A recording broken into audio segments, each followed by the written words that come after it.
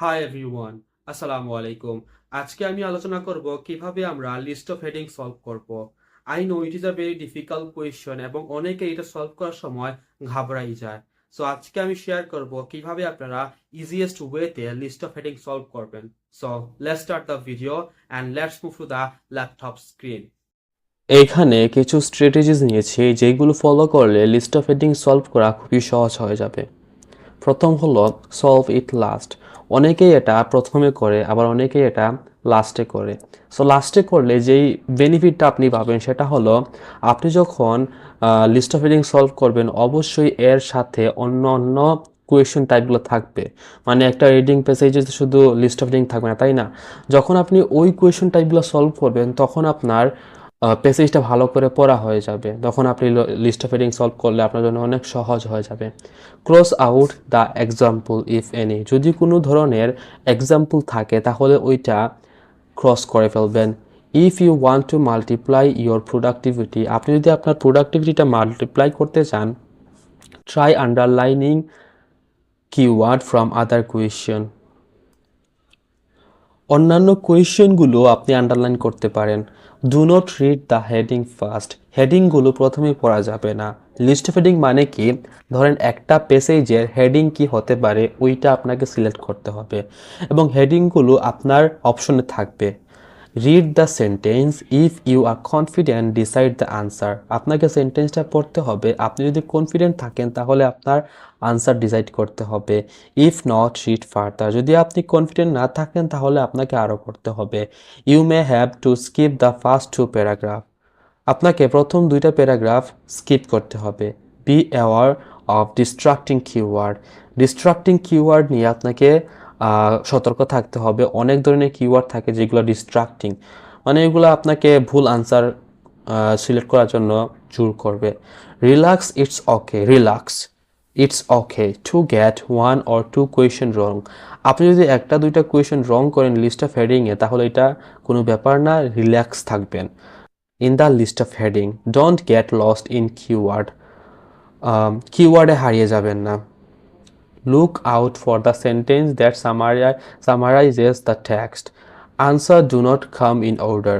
Answer মূলত order maintain করে না, এইটা সিকোয়েন্স মেনটেন করবে না। আপনারা চাইলে এটা স্ক্রিনশট নিয়ে রাখতে পারেন। এইখানে আমি একটা প্যাসেজ নিয়েছি, এটা নিয়েছি কেমব্রিজ 18-এর টেস্ট 3 এর প্যাসেজ 2। এটার হেডলাইন কি? দ্য স্টিম কার। বাষ্পচালিত গাড়ি। সো আমি প্রথমেই বলে নিই যে আমরা এখানে প্রথমে অপশনগুলো পড়বো না, আমাদের হেডিংগুলো আমরা পড়বো না, আমরা প্যারাগ্রাফগুলো পড়বো। এখানে কি বলতেছে? When primitive automobiles first began to appears in the 18th century, their engine were based on steam power. তাদের ইঞ্জিনগুলো ছিল স্টিম পাওয়ার উপরে বেসড করা। Steam had already enjoyed a long and successful career in the railways. স্টিমের একটা successful career আছে railway সেকশনে।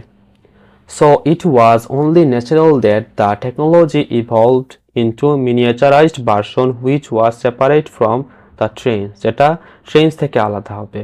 But these early cars inherited steam's weaknesses. আচ্ছা, এই যে weaknesses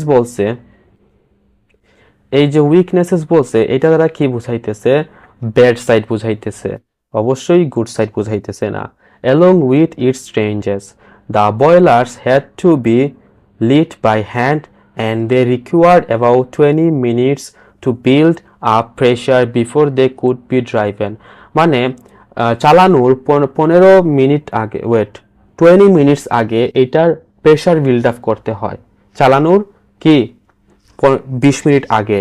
Furthermore, their water reservoirs only lasted for about 30 miles before needing replenishment. Despite such shortcoming, এইখানে একটা connector use করছে কেন? কারণ এখানে উপরে যা বলতেছে তা বলতেছে উইকনেস, তো ব্যাড সাইড নিয়ে। এখন বলবে এখানে যেহেতু সে শর্টকামিং বা একটা কানেক্টর ইউজ করছে, পুরোপুরি উল্টো, মানে অন্য দিক বা অপর দিক বুঝাইতেছে, আরেকটা সাইড বুঝাইতেছে। এখন বলবে হয়তো গুড সাইড, অ্যাডভান্টেজ, এগুলো নিয়ে বলবে। These newly designed self-propelled carriages offered quick transportation. এই যে কুইক ট্রান্সপোর্টেশন এটা দ্বারা গুড সাইড বুঝাইতেছে, যে এটা খুবই কুইক ট্রান্সপোর্টেশন ছিল, খুবই দ্রুত ছিল। And by early 19th century. Okay, এতটুকু যে পড়লাম, এখন আমি আমার হেডিং দেখি গিয়ে, a period in cold condition before technology is assessed. আচ্ছা, কোল্ড কন্ডিশন নিয়ে কোনো কিছু কি বলছে এখানে? ঠান্ডা কোনো কিছু বলে নাই। মার্কেটিং ইস্যুজেস লিড টু ফেইলিয়ার, এখানে মার্কেটিং এর কোনো কিছু বলছে যার কারণে, যার কোনো ইস্যুস ছিল যার কারণে এটা ফেইলিয়ার হয়েছে, বলে নাই। Good and bad aspects of steam technology are passed on. আচ্ছা, এই যে গুড, এখানে গুড দ্বারা এই কুইক ট্রান্সপোর্টেশনকে বুঝাইতেছে। আর এই যে ব্যাড, ব্যাড অ্যাসপেক্টস দ্বারা এখানে বুঝাইতেছে উইকনেসেসকে। So good and bad aspects of steam technology are passed on. So আমাদের আনসার কি হবে? 14 এর 3। প্যারাগ্রাফ বিতে কি বলতেছে? But the glory days of steam cars are few.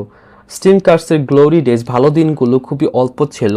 R new technology called the internal combustion engine soon appeared, মানে নতুন একটা ইঞ্জিন, এটার নাম কি? ইন্টারনাল কম্বাশন ইঞ্জিন, ওইটা কি হইছে? অ্যাডেড হইছে। Which offer the ability to drive down the road just moments after starting up, মানে স্টার্টিং এইটা অফার করতেছে, স্টার্টিং এর কিছুক্ষণ পরে এইটা চালানোর জন্য উপযোগী হয়ে যায়। এট ফার্স্ট দিস নয়েজি, প্রথম দিকে the noisy gasoline cars were unpopular because they are more complicated to operate. প্রথম দিকে এইগুলা গ্যাসোলাইন কার্সগুলা আনপপুলার ছিল, কারণ এইগুলা অপারেট করা বা চালানো খুবই কমপ্লিকেটেড ছিল। And they had difficult hand crank starter, এবং তাদের ডিফিকাল্ট হ্যান্ড ক্র্যাঙ্ক স্টার্টার ছিল। হ্যান্ড ক্র্যাঙ্ক স্টার্টার কাকে বলে? আপনারা অনেকেই হয়তো গ্রামে গেলে আপনারা মেশিন দেখছেন যেগুলো ওই যে ঘুরিয়ে ঘুরিয়ে, হ্যান্ডেল দিয়ে ঘুরিয়ে ঘুরিয়ে এগুলাকে স্টার্ট করতে হয়। সো এটাকেই বলে হ্যান্ড ক্র্যাঙ্ক স্টার্টার। ওই সময় কারগুলো ওই রকম ছিল। Which were known to break arms when the engine backfired. But in 1912, General Motors introduced the electric starter. General Motors introduce করাইছে, পরিচিতি করাইছে the electric starter এর সাথে। And over the following few years, steam power was gradually phased out. Following years, এই সময়ে যে পরের কিছু বছরে স্টিম পাওয়ার যেটা ছিল এটা আস্তে আস্তে এটার বিলুপ্তি হয়ে গেছে, বা এটার যে সুনাম ছিল ওইটা সে হারিয়ে ফেলছে। কিসের জন্য? Electric starter. আচ্ছা, ইলেকট্রিক স্টার্টার তো বেটার অপশন ছিল, তাই না? মানুষ অতীতকে কখন বলে, বা মানুষ কখন একজন মানুষকে ভুলে যায়? তখন যখন সে বেটার অপশন পেয়ে যায়, তখন সে মানুষকে ভুলে যায়। সো এখানেও ইলেকট্রিক স্টার্টার ছিল বেটার অপশন, যার কারণে স্টিম পাওয়ার আস্তে আস্তে তার যে পরিচিতি বা সুনাম সেটা সে হারিয়ে ফেলে, মানে বিলুপ্ত হয়ে যায়। তো এখানে যদি আমি একটু খেয়াল করি, এখানে কি বলতেছে? ওকে, ফার্দার ইমপ্রুভমেন্ট কমার্শিয়াল অর্ডার সম্পর্কে কোনো কিছু আসে না এখানে। আউটকাম এখানে আসে না। Outcome customer for customer disappointing outcome এখানে আসে নাই। Better option than the steam car arises. So better option ছিল কি? বেটার অপশন ছিল এই যে ইলেকট্রিক স্টার্টারটা। তো আমাদের আনসার কি হবে? 10।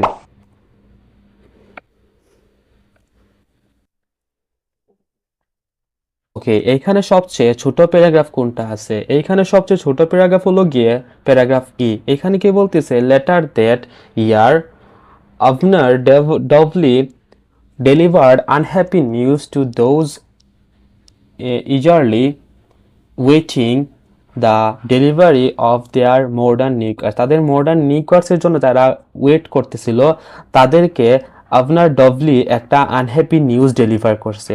কি ছিল সেই আনহ্যাপি নিউজটা? Those buyers who received the handful of completed cars complained that the vehicles were sluggish and erratic. যারা গাড়িটি কিনেছিল অথবা যাদের কাছে গাড়িটা ডেলিভার করা হয়েছিল এবং যারা গাড়িটা ইউজ করছে তারা কমপ্লেন করছে গাড়ির কিছু জিনিস নিয়ে। Sometimes going it in reverse when they should go forward, যখন তাদের সামনে যাওয়া প্রয়োজন তখন গাড়িটা পিছনে চলে যায়।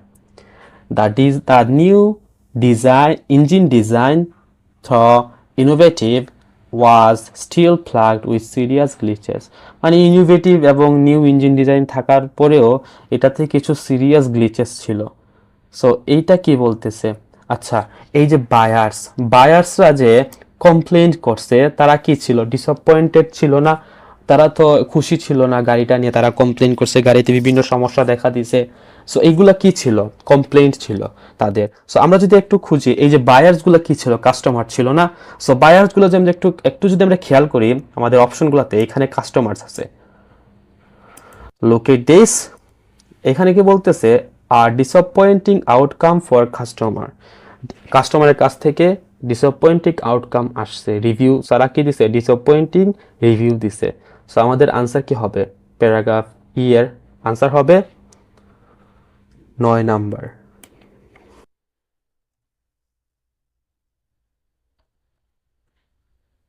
ওকে, এখন যদি আমরা একটু দেখি আরেকটু ছোট কোনটা আছে, এইটা আছে আই থিঙ্ক প্যারাগ্রাফ ই।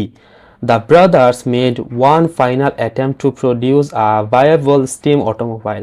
তারা একটা ফাইনাল অ্যাটেম্প্ট নিছে তৈরি করার ভায়াবল স্টিম অটোমোবাইলসের in early 1924। The Doble brothers shift a model ই।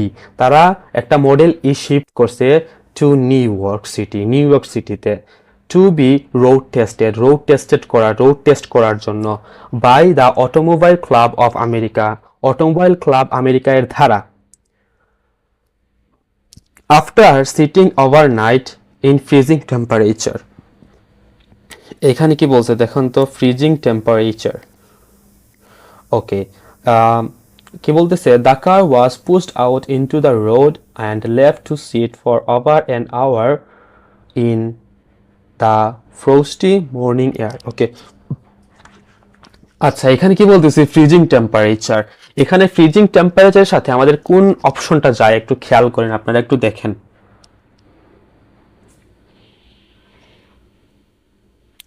হ্যাঁ, আপনি সঠিক। এখানে আমাদের ফার্স্ট যে অপশনটা আছে ওইটার সাথে আমাদের এই যে প্যারাগ্রাফ এফ যায়। কিভাবে? এই যে দেখেন এখানে কোল্ড কন্ডিশন, এখানে কোল্ড কন্ডিশনস বলতেছে আ period in cold conditions before the technology is assessed. So আমাদের আনসার কি হবে? প্যারাগ্রাফ এফ এর ফার্স্ট প্রথমটা হবে, নাম্বার ওয়ানটা আমাদের আনসার হবে। ওকে, তারপরে প্যারাগ্রাফ জিতে কি বলতেছে? প্যারাগ্রাফ জিতে আমরা যদি একটু খেয়াল করি, Sadly, the Dovleys' brilliant steam car never was a financial success. তাদের financial success ছিল না, price at around $18,000 in 1924. It was popular only among the very wealthy. Plus, it is said that no two models ES were quite the same because Abner Dovell thinkers endlessly with the design. By the time the company folded in 1931, fewer than 50 of amazing models E-Steam cars had been produced for his whole career. Until his death in 1961, Abner Dovley remained adamant the steam-powered automobiles were less equal gasoline cars. Okay. তারপর কি বলতেছে? Given the evidence, he may have been right. Many of the Model E W's which have survived are still in good working condition. Some having been driven over 500,000 miles with only normal maintenance. Astonishingly, an unmodified WE runs clean enough to pass the emission laws in California today, and they are pretty strict. It is true that the technology poses some difficult but cannot help the wonder efficient steam cars might be benefit materials computer under the current pressure to improve automotive okay under the এখানে যদি একটু খেয়াল করি, under the current pressure, বর্তমান যে pressure আছে, to improve automotive performance and reduce emission. আচ্ছা, এই যে কারেন্ট বলছে, কারেন্ট মানে ইলেকট্রিসিটি না, এখানে বলতেছে বর্তমান বা কারেন্ট, বর্তমান যে অবস্থাটা এটাকে বোঝাইতেছে। সো এখানে কারেন্ট ইউজ করছে, এখানে দেখুন তো কোনো কিছু পাননি এই কারেন্টের সাথে মিলিত বা এখানে মিলতেছে সিমিলার। ওকে, আমি জানি আপনারা খুঁজে পাইছেন এই যে টুডে মানে আজকে এবং কারেন্ট মানে বর্তমান কোনো কিছু, সেম সিমিলার ওয়ার্ডটা। So a possible solution to the issues of today. So answer কি হবে বলেন তো? আনসার হবে 4. এইভাবে আপনারা আনসারগুলো খুঁজে বার করবেন। আপনাকে মিনিং বুঝতে হবে, হ্যাঁ অল্প মিনিং বুঝতে হবে, কারণ মিনিং না বুঝলে তো আপনি রিডিং কি বুঝবেন, মিনিং বুঝতে হবে, বাট কোনো কোনো সময় একটু মাথা খাটাতে হয়। সো এখানে আনসার কি হবে? জি এর 4. ওকে, এখন আমাদের আর দুইটা রয়েছে, প্যারাগ্রাফ সি এবং paragraph D.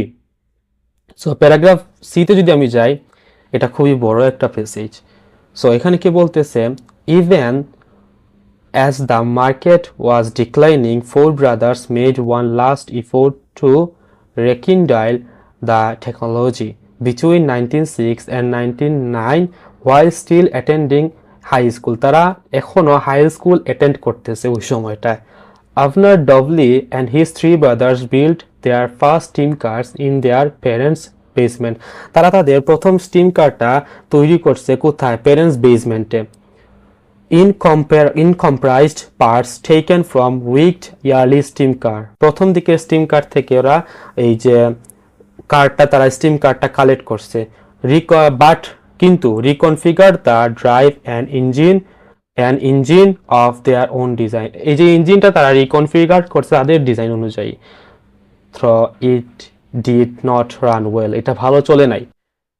The Dovely brothers went on to build second and third prototype following years. Through the Dovely boys' third prototype nicknamed the Model V. দাদা ওই যে প্রোটোটাইপ, থার্ড প্রোটোটাইপ যেটা ছিল ওইটার নাম কি দিয়েছে? Model V. Still lacked to convenience on internal combustion engine. এটাতে এখনো অনেক প্রবলেম রয়ে গেছিল।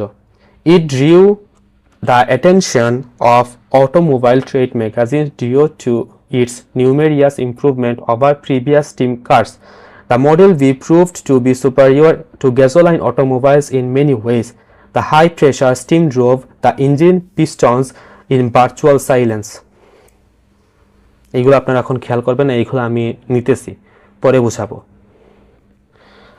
In contrast to clattering gas engines which emitted the aroma of burnt hydrocarbons, perhaps most impressively, the Model V was amazingly swift. It could accelerate from 0 to 60 miles per hour in just 15 seconds. মানে 15 সেকেন্ডের মধ্যে ওইটা 0 থেকে 60 মাইলে উঠে যায় স্পিডটা। ওকে, so এখানে আমি যদি একটু নেই, এটা আমি ধরলাম। ওকে, এইটা আমার কার সাথে মিলে আমি যদি একটু খেয়াল করি, এই যে এটা যদি আমি একটু খেয়াল করি, positive publicity at last for quite clean and fast vehicles. এই যে ফাস্ট ভেহিকেলস দ্বারা এই জিরো, এখানে ফাস্ট ভেহিকেল বলতেছে, বাট এখানে বলতেছে 0 to 16 miles per hour in just 15 second. মাত্র 15 সেকেন্ডের মধ্যে ওইটা কি হয়ে যায়? 0 থেকে 60 miles per hour উঠে যায়। আর এই যে কোয়াইট, আর এখানে বলতেছে ভার্চুয়াল সাইলেন্স, বাট এখানে বলতেছে কোয়াইট। আমাদের আনসার কি হবে? প্যারাগ্রাফ সি এর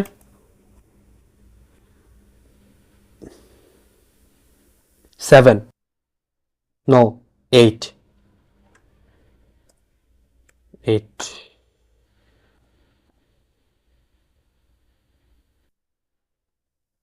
না 7, সরি। আমি এইগুলোতে ঝামেলা লেগে যায়, আপনারা আমার এই মুখের কথায় 10, 6, 7 এইগুলো একটু বিশ্বাস করবেন না, কারণ আমি জানি আমি আগের বারও এইগুলোতে মিস্টেক করে ফেলছি এই এখন যে সলভ করছি। সো আমি এগুলোতেও মিস্টেক করছি, সো এগুলো এত খেয়াল দিবেন না। এই দেখছেন আবার আমি এখানে ঝামেলা লাগাই দিছি, এটা 7 না, এটা 6। So sorry for that. আমি জানি এগুলোতে আমার ঝামেলা লেগে যায়, সো এটা একটু ক্ষমার দৃষ্টিতে দেখবেন। তারপরে আমরা যদি যাই, এখানে আমরা যদি একটু খেয়াল করি, তারপরে কি বলতেছে প্যারাগ্রাফ ডি। প্যারাগ্রাফ ডিতে কি বলতেছে? The following years after Doble drove the model B. Okay, এখানে অনেকগুলো কথা বলছে, সো আমি এতগুলা পড়বো না ভাই, আমার এতগুলা পড়ার সময় নাই। But with much greater speed, এটার অনেক স্পিডের সাথে মাচ সিম্পলার ড্রাইভিং কন্ট্রোলস, খুবই সিম্পল ড্রাইভিং কন্ট্রোলস ছিল, and a virtually silent power plants, By following April, the General Engineering Company had received 5,390 deposit for Dovely Detroits. এই যে doubly ডেট্রয়েটস একটা কারের নাম, এই যে এভনার ডবলি এর নামে ওইটা রাখা হয়েছিল, ঠিক আছে। সো এটা কি হয়েছে, তারা 5,390টা ডিপোজিটস পাইছে কারের এই ডবলি ডেট্রয়েটসের। সো এখানে তারা কমার্শিয়াল, এই যে তারা জেনারেল ইঞ্জিনিয়ারিং কোম্পানি তারা ওপেন করছিল, এখানে যদি আমি একটু খেয়াল করি, which he use to open the general engineering company এখানে বলছে। সো এটা কি ছিল, কমার্শিয়াল একটা বিজনেস ছিল না, মানে তারা এই বিজনেসটা রান করতেছে, একটা কমার্শিয়াল বিষয় আছে এখানে, বিষয় আছে। সো এখানে তাদের কি হয়েছিল, তারা ডিপোজিট পাইছিল কারের, মানে কার বানানোর জন্য। সো এখানে আমি যদি যাই ফার্দার ইমপ্রুভমেন্ট, এখানে এই যে ইমপ্রুভমেন্ট তারা এখানে এইগুলো বোঝাইতেছে, greater speed, much simpler driving controls, এইগুলা বোঝাইতেছে, ভার্চুয়াল সাইলেন্ট, এগুলো বোঝাইতেছে ইমপ্রুভমেন্ট, এগুলো ইমপ্রুভমেন্ট ছিল। Lead to commercial order. আচ্ছা, এই যে 5,390 যে ডিপোজিট ছিল, এটা তো অর্ডার ছিল, তারা অর্ডার পাইছে গাড়িটা। সো এটা কি ছিল, কমার্শিয়াল অর্ডার ছিল না। সো আমাদের আনসার কি হবে, 5, এটা 5 হবে, এটা শিওর। ওকে, সো এই ছিল আমাদের লিস্ট অফ হেডিং। আমি কিভাবে বুঝাইতে পারছি আই ডোন্ট নো, বাট আমি বিশ্বাস করি যে এইগুলা সলভ করার পরে বা এই ক্লাসটা দেখার পরে আপনার লিস্ট অফ হেডিং নিয়ে একটু হলেও প্রবলেমটা সলভ হয়ে যাবে। আর আপনি যদি ভালো করে ক্লাসটা করেন, মনোযোগ ধরে, তাহলে আপনার অনেক ভালো একটা ইমপ্রুভমেন্ট আসবে আপনার লিস্ট অফ হেডিংয়ে। ভালো থাকবেন, সুস্থ থাকবেন, দেখা হবে নেক্সট কোনো ভিডিওতে, নেক্সট কোনো টপিক নিয়ে, হয়তো রিডিং নিয়ে, নয়তো রাইটিং নিয়ে, নয়তো লিসেনিং নিয়ে, নয়তো স্পিকিং নিয়ে। ততক্ষণ পর্যন্ত ভালো থাকবেন, সুস্থ থাকবেন। আসসালামু আলাইকুম।